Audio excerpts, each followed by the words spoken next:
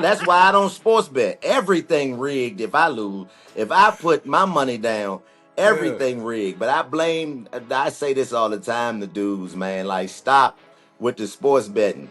Like, that's your financial plan for the future. Your parlay hitting. Now Yeah, you that's walk around the house mad at everybody in the house because you ain't win $10 million off a $15 bet. Come on, Slim.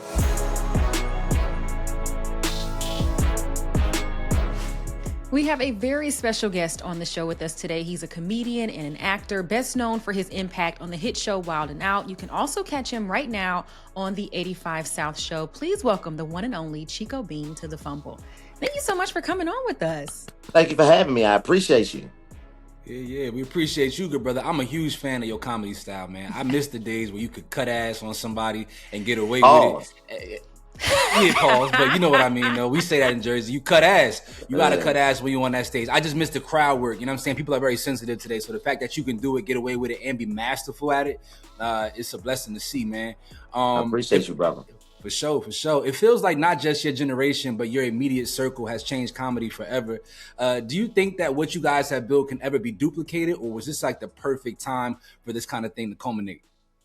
I don't know about being duplicated because everything's original when it's something like what we've done. But I think that we've laid a blueprint to where people could follow it and do something very similar. That was the purpose, just opening a door that had never been opened before. So now people see that it's possible to actually do the style of comedy that we do, especially with the 85 South show, because comedy is an individualistic sport. It's like boxing. I mean, it's usually you and the microphone and the crowd.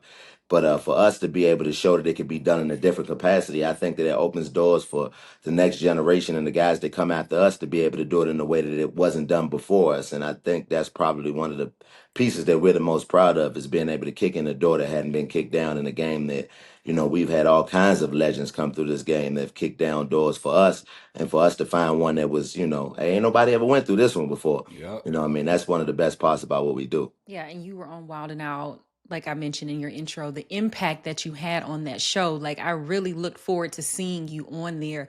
Kind of just talk to us about how you even got on the show. Oh man, it was a process. I auditioned. I probably was the only person that had to audition as many times as I had to audition, because I started doing comedy in North Carolina, right outside of Winston-Salem in Greensboro, North Carolina. The Greensboro Comedy Zone is my home club. And I was doing a show called the Freestyle Funny Comedy Show, which myself, B-Dot, Darren Brand, Osama Bin Drinking, a guy named Burpee out of North Carolina. We were doing it every first Sunday of the month. Burpee's And my guy, yeah, man. but Nick had a radio show at the time, and he was doing like this promo run where he was doing like just stop dates in certain cities. And he came to North Carolina and did a mock Wild 'N Out audition. It wasn't even a real audition. I found out after I went, but I went and did so well that he invited me to the real audition. Then I went to the real audition and auditioned there and did well, and had to come back and audition again and did well again, and that's how I made the show. So I went to A&T. You went to Winston-Salem State University. Shout Yes, out to sir. everybody out there who went to a HBCU.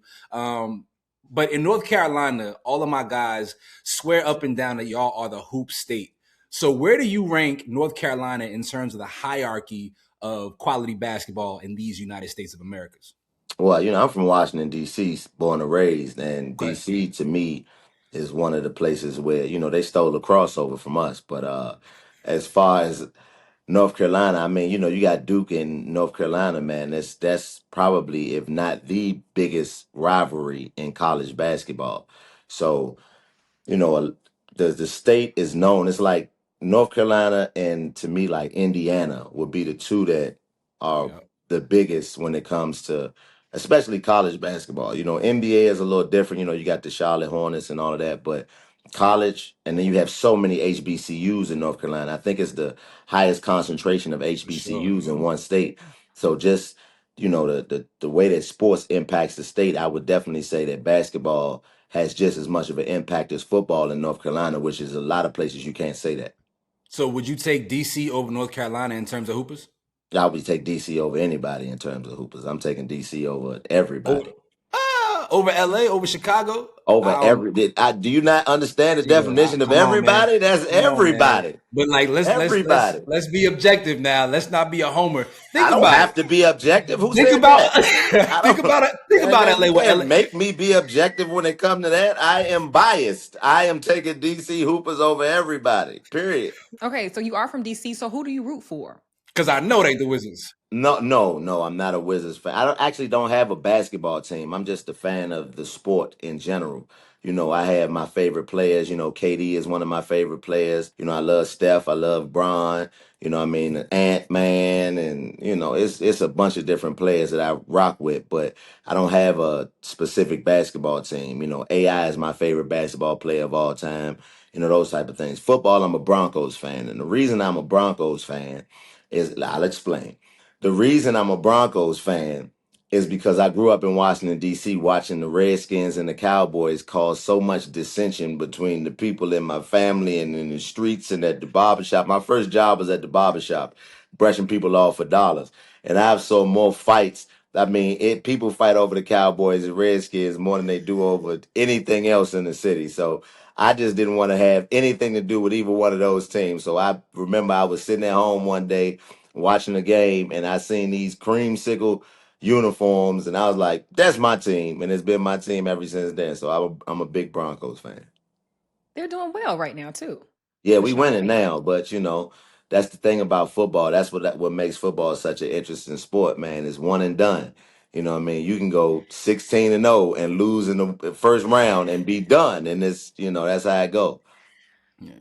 I don't know if you keep up with college football at all, but Michigan head coach just got fired and arrested because he was smashing a staffer, got her pregnant. What is it about the white mid? Allegedly. Allegedly, but for real, what is it about the white mid, man, that makes these Negroes go crazy and risk it all like this? It's a thing, White, yo. he was hitting a white man Mid. mid. She ain't look good. She wasn't Oh, attractive. white mid. Oh, White yeah. Okay, mid. give a little bit more backstory because Yeah, I was one of about the to say Keeper I need doesn't more know context to that. You just anything. threw me off. You didn't hear about this? I have no No, he idea said what you're that he talking about. didn't. Yeah, he said that he didn't, but she was apparently his executive assistant. He used DoorDash to order a Plan B, and the Yes, that's You can do DoorDash correct. driver. that Yeah. To his office. to his. To his Listen, office. man. Oh my God, that's crazy. And this is a black man. The Was he the head coach? football coach. He's the He's Head the head head football football coach football coach. coach now. at Well, he He's the was At one not that no Michigan. more. no, he's the one that Jim Harbaugh said, "This is who I want to be my successor." Oh, okay. Yeah. Well, I mean, what was the question? Now that I know the details. Thoughts. Do you think that athletes have an affinity for white mid? Do you ever see like correlation between because I done seen some things, man. I done worked around the sports industry for a while. I done seen some Yeah. white mid. That's just, me as a black man, that's something that I never really understood, but as I kind of matriculated through my own life and became a man, I can understand where it comes from because a lot of, especially star athletes, they have been given their way for a very long time. And I wouldn't know from experience, but from what I've been told, it is, in a white mid, as you call it, it's in their nature to be more, just okay, whatever you say up front. And I think that it makes it easier for guys to deal with that versus a black woman who is going to hold you to a standard. Our women hold us to a standard. They see us. And that's the reason why I personally don't understand it because I only think that a white woman can, she can sympathize with you, but she can't empathize with you. You can never feel me the way that a black woman is going to be able to feel what I'm going through. But when you're a star athlete, you've never really had to have anybody feel what you're going through because you've been given everything because of your talent. And I think that's something that makes them, kind of gravitate towards that side because of the fear of somebody telling you, we ain't going for that. I'm not with that. I'm not doing that. You know what I'm saying? What do you mean you're not doing that? What do you mean I can't? What do you mean you don't agree? And another big part is you got to look at guys' relationships with their mothers. That's a big part of it as well. If a person doesn't have a positive relationship with their mom, then they're probably going to try to find something that looks different than what gave them life and gives birth to them. So I think those two things play a big part in my opinion. For me, it's like the risk, Chico. Like, You're taking such a huge risk and you lose everything by doing that. Why do you think that for some people it's easy to do that? I think it's easy to do it because all you have had to work at is being talented at one thing. You got to think a star athlete, somebody who's really a star, has been a star probably since the sixth grade. Usually, guys who are great athletes through high school and through college, they've been good since elementary school.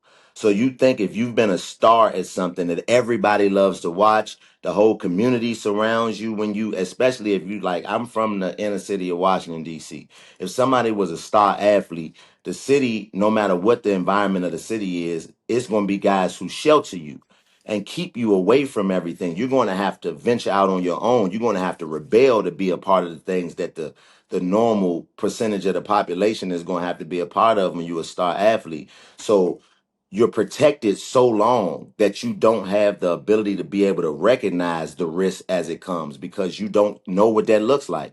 Everybody around you has shielded you from that. And when you get into a situation with a woman, that's the easiest way to get caught up because that's when you release all of your protection for the most part. It's just you and this woman laying in this bed, and then your most intimate details are shared and who you really are shared in this space. So I think that they just don't have the ability to be able to recognize it because of the shielding that they've been given for so long. You think if somebody, has been getting protected their whole life, you ain't never had to get into a fight because everybody fights for you. And then when it come time for you to throw a punch, you don't know how to do it because you've never had to before. And I think that's how they get caught. I think it's just a layer of protection that's put over athletes that, if you've never been an athlete, you couldn't really understand that level of protection, Yeah. especially a great athlete. It's a lack of development. They lack the development of interpersonal skills, an understanding of how to read the room, for lack of better phrasing. There's just a little bit of lack in certain areas because they pour so much into being an athlete. And nowadays, because sports is 365, like there really isn't much room for anything else other than the development of their professional careers. I want to, Exactly. yeah. I want to transition a little bit because I love comedy and I love sports, but very rarely, actually never have I seen a comedian that comes across athletic at all. And you correct Yeah. me if I'm wrong, but are there any comedians out there that you think you've seen them shoot a basketball in a decent way, throw a football, and look adequate in the world of Oh yeah, sports? it's some boys out here that can go. You know what I'm saying? Me being one of them. I'm not anywhere near as good as I used to be, but I got some Okay. footage up on my Instagram that show, you know, I can Hooping? ball. Oh yeah, for sure. What Yeah. high school did you go to in DC? Dunbar. Dunbar Senior Oh, High School. I graduated high school with Vernon Davis. Vernon man. Davis that played for the San Francisco 49ers. He's an actor now. Yeah. It's my guy. We graduated high school together. But you know what I mean? I'm very, very athletic. I actually this year have, went on a journey of losing weight, found out I had high blood pressure and had to make some changes. So I'm down 49 pounds now. Oh, salute, bro. And I'm running every day and I boxed my whole life too. So, that's my favorite sport. Boxing is my favorite sport. So I do that still. And, it's some athletic guys out here, though. It's some guys that can play ball for sure. Could you put together a starting five or a competitive five from the world of comedy? Oh, man, a competitive five from the world of comedy. I'm trying to think of who I've seen ball. I put Fly down. I've seen Fly ball. I've seen Los ball. Los for sure. Okay. I just seen Mike Epps shooting some jumpers. He got a decent J, so I take Mike. He was with Lethal Uh, Shooter. He ain't Yeah, look he too was with bad. Lethal Shooter, who was Yeah, another DC guy, which is why I take the that's DC my guy. ballers over. That's your That but guy, but yeah, that's well, my he gonna be guy. offended at the way you tried to make me not take He DC ballers. he know the drill. Listen, he salutes cats from Jersey all day, but we ain't gotta do that. We ain't gonna bring. Yeah, but yeah, but Yeah, yeah, like I was saying, so yeah, well, you know what? I take Lethal Shooter. Lethal Shooter's a comedian. yeah. He be shooting marbles in the water bottles and all that. That's hilarious. So I'm taking Lethal Shooter too, and me. Yeah, that's the five right there. Okay, you said that you are a boxer. Do you watch boxing right I now? love boxing. Yes. So I want to ask you like your thoughts on a guy like Jake Paul kind of infiltrating the sport of boxing in the way that he has. I mean, you got to respect it because boxing is not a sport that you can pretend. You got to get hit. You got to get punched. You got to get in the ring. That's the beauty of boxing to me. Like you go through this whole process of training. 3 4 months of training camp, and you go through all of this conditioning and not eating the skin off chicken and just everything that you got to do to prepare yourself for a boxing match. But when that bell ring, it's just you and the opponent. And that's what make the sweet science so beautiful to watch. And somebody like Jake Paul, you got to respect the not even just the skill. He might not be as skilled as somebody who's dedicated their life to it, but his business, the business of boxing, which has always kind of had a black eye with how the boxers get done and how they get cheated out all their money and then all of those things. For him to be providing the type of opportunities financially for boxers that he's been able to provide in a short amount of time through social media and the advent of, all of these different platforms that you can use to promote yourself, you gotta love it. You know what I'm saying? I love anything that is expanding. You might not understand it, but I tell people all the time, don't get left behind. One of the things that I try to make people look at when it comes to progression is at one point the Etch a Sketch was the iPad. And eventually the iPad is going to be just as irrelevant as the Etch a Sketch. And if you don't want to stay stuck on the Etch a Sketch, you better start figuring out how to use what's popular and what's going on now. And that's what Jake Paul is doing. He's updating the algorithm in regards to boxing. So I have no problems with what it is that he's doing. I personally think that it's cool that he's fighting Anthony Joshua because one of my only knocks was, what I mean, you can't be fighting anybody, Slim. Like, come on, man. Why is you fighting Al Roker, Slim? Like, stop. You know what I mean? You can't do that. Fight some real fighters. So Anthony Joshua is a real fighter. So I'm definitely looking forward to seeing how he does with this. And I think that if he wins this fight, you gotta respect him as a real boxer, even I if you did didn't hear fight. I did hear there might be a clause in Anthony Joshua's contract that states that he can't go full out, but we'll see whenever the fight happens, if See, the fight that's should that's happen. that's just that's what I mean. Like, even if it is, you had to pay me for that. Yeah, If you yeah, put not for that in sure. my Get the bag. complex, if my contract that I can't go all out, then pay me not to go all out. And I'm all for that, man. I'm all for, dudes getting their money. And if you create a Trust. lane like that, then there might be places for people who didn't get their money during their regular career to be able to jump back in the ring and get a payday, man. So there ain't nothing wrong with that. And if you don't, and the beauty of life that I think people don't grasp is if you don't like it, don't watch it. You know what I mean? Like, it's that simple. You don't have to tune in. I never understood that perspective when it comes to people, like people being mad at things they don't have anything to do with. Like, I can't stand bananas. I hate them. Yuck. They are nasty. But if I see you eating one, I'm not gonna walk up to you and be like, "Hey man, I know you ain't over here eating a monkey glizzy. What are you doing? Oh, monkey glizzy is crazy. What's up with you, man? How dare you eat a monkey glizzy in my presence?" Like, it's just, don't tune in if you don't want to watch it, man. But For you know what sure. I mean, as a fan of the sport, if as a boxing purist, I can understand why you feel frustrated, but it's just all perspective. It's all in how you look at it. So then, as a boxing purist, I'd be remiss if I didn't ask this, especially you being from DC.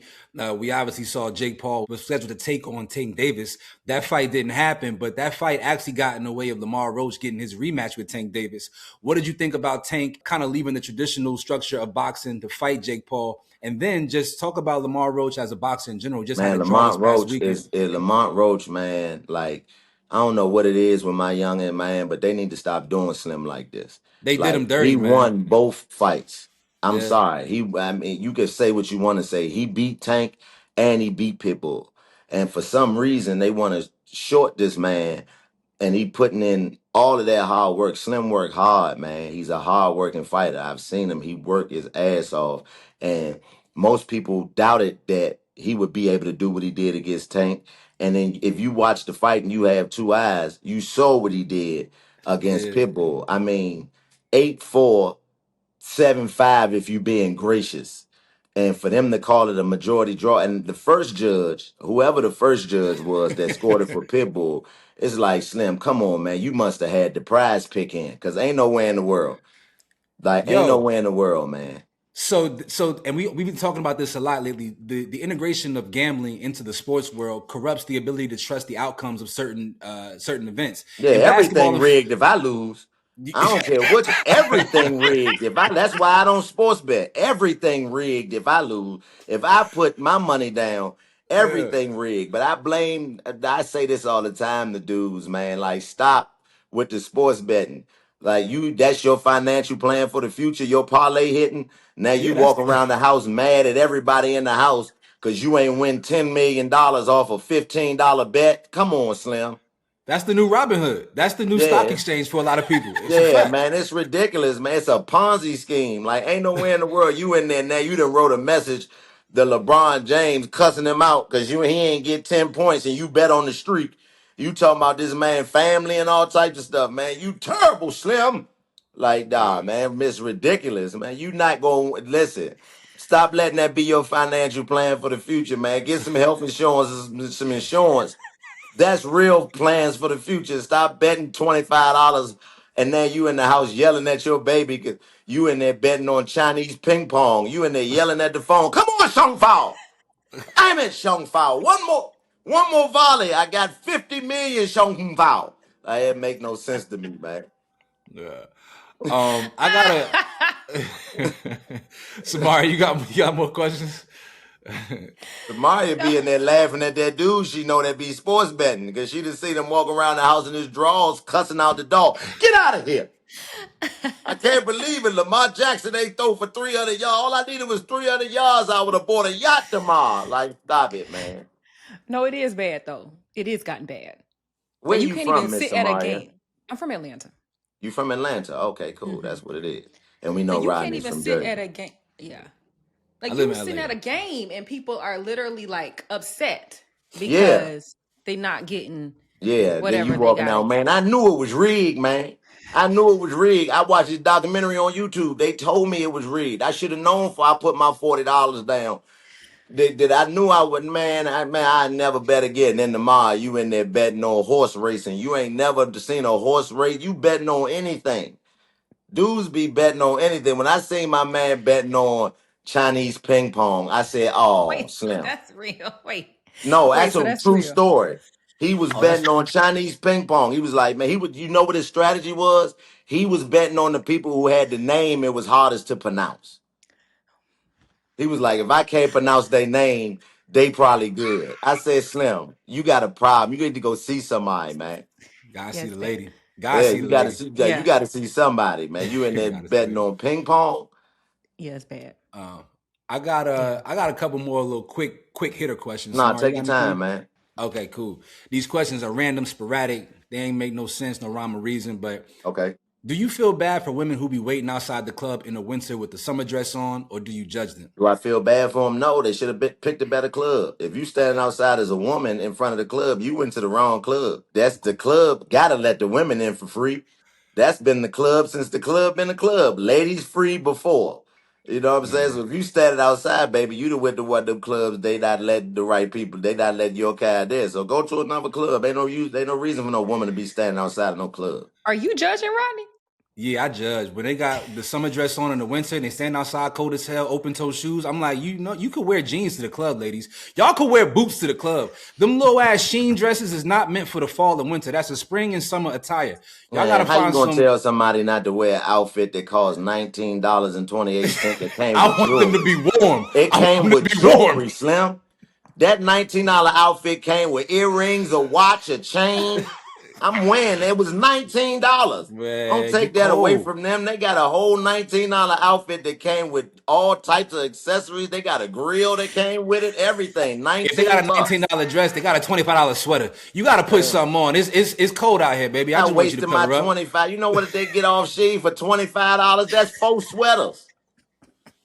I need you in They got a summer. deal on Black Friday. They had sweaters for 19 cents. Slim, you can't judge them for that. Man, hey, what's worse, getting dunked on or making somebody making you fall? Somebody making you fall. Okay. Somebody making you fall because that's what I used to be able to do. I had never been able to dunk. So somebody making you fall is way more embarrassing. Like somebody dunking on you, they dunk on you, it's like, oh. But if somebody make you fall, it's like, oh, and then they still got the ball.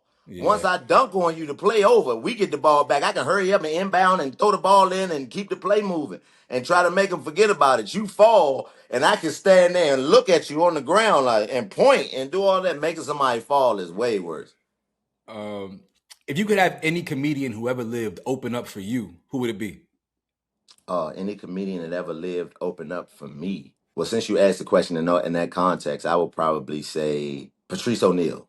Patrice O'Neal. Why Patrice? Patrice is brilliant. The way that he was able to make the most complex message sound so simplistic, that's a skill right there. And Patrice was one of the greatest at that. So definitely Patrice O'Neal. Having an opener is tricky though, because like if they too good, you know what I'm saying, it raises the bar. Not to say And that make you you ain't gonna work. come out and Ain't be just nothing that make yeah. you work. That you gotta love that. That's something that we embrace over this side. Like we love to see That's somebody go different. out and we love to see you go out and kill because that's where we come from. We come from out of the trenches when it come to that. Like coming up on the wilding out in the area that we were in, it was dog eat dog. So it trains you to be a beast, you know what I'm saying? And so that wouldn't be a problem. You know, I like Gotcha. that for dudes to go out and be hilarious before me because that makes me go out and do exactly what I was supposed to do. And if people pay to come see you, then that's your job anyway. So, and there ain't no pressure. Gotcha. If you had to go on a 15-hour car ride, who would you rather have in the car with you? Ray J, Soulja Boy, or Tyrese? Probably Ray J, just so I can listen to One Wish over and over again. Like I love One Wish, bro. That's one of my favorite songs. As a matter of fact, there was the one who said I love you first. It was about 8 years ago. Don't act like you don't know. We were sitting home in your mama's living room, cause we couldn't be alone. Cause your mama knew I was The fact something that else. you You know know these how I words is felt. crazy as Back then hell. we were in school, and that was your excuse. Growing up, I was a fool, and I gave my heart Okay. Miss you. Listen and don't trip. Think I need a bottle with a genie in it. Here's my wish list. I will create a It's still going. haunting. I will keep that. Yeah, definitely I Ray just J. Ray J sitting still 15 hours sound crazy. Man, hey, so he not gonna be able to sit still. We're gonna be singing One Wish. On a scale of 1 to 10, how would you rate Matt Rife's crowd work? Matt Rife's crowd work. Matt is a beast. So you know, what I mean, I say a 10 because his the way that he chose to bring it to the game changed the whole scope of comedy. What you see comedy as now, with people doing all of those clips and putting up crowd work clips and all of that, like the format that Matt started, that's what everybody's doing now. Like, you know what I'm Yeah, saying? We've been doing crowd work. That was the advent of the 85 South Show. We've been doing it. But what Matt did was Matt took it and put it on TikTok and made it just clips and putting it out that way. And that changed the whole game. That changed comedy. You have to do that now. So you got to give it a 10 because he started it. got you. Who has the more interesting fan base, comedians or battle rappers? Battle rappers. I'm going to say battle rappers just because you know you from Jersey. Jersey, yeah, Specific because kind of it's fans just, right there. yeah, because they just do the way that you know the battle rappers, man. They be in the back. Talk to them. You already know. Talk to them. Talk to them. Talk to that. Nigga. Talk to him. Talk to it like that. That would be annoying to a comedian. Like every time I told a joke, you, yeah, that's right. Talk to him, Chico. Make them laugh. But you know the battle rappers, they in the back. Talk to that. Yeah. Let them know, son. Let them know. Let them know. Ooh, that's what I'm talking about. Yo, like that's the Oh, battle rappers for sure. Jersey. And it's a much more hostile environment with battle rappers too. Yeah. The yeah. environment is much more hostile. So you got to be a certain type of person to even want to be on stage with battle rappers. Jersey, talk to him. Hey, yo, son, talk to Rodney. Talk to Bruh, that son. they be saying Talk the to him. wildest eat that son. Be Eat that. like, what? Yeah, eat him. Eat him. Yo, Oh my God. they be Yo, wilding, run that back. yo. Run that back one more time. I say, yo, Oh. Jersey. Oh man, I love that shit, though. I love battle Yeah, rap. me I ain't too. gonna lie, Gotta I love love battle it, rap, bro. man. I come from all wild and out. I come from around some of the best, man. So, you know what I Yeah, mean? Gotta love the battle rap for sure. man, that shit was funny. My bad. Mhm. Yeah, Chico, thank you so much for coming on with us. I know that No you have a problem. special right now on Hulu. You all go check that out. Yes. You are still doing the 85 South show. I saw that you're going to be in Detroit. I'm in Detroit right now. In March, I'm going to have to come check out your Yeah, show. please, Samaria, please come see it. It's the We Yeah. Them Ones tour. It's myself, Mike Epps headlining, Mojo Brooks, you know, Carlos Miller, DC Young Fly, Nav Green is on there. Man, who else is on there? Man, it's a bunch of people, man. They got TK Kirkland for certain dates. You know what I'm saying? It's gonna be a dope show, man. It's gonna be a dope Okay. show. So definitely come out and see that. That's 2026 right there. We running that up with the We Them Ones.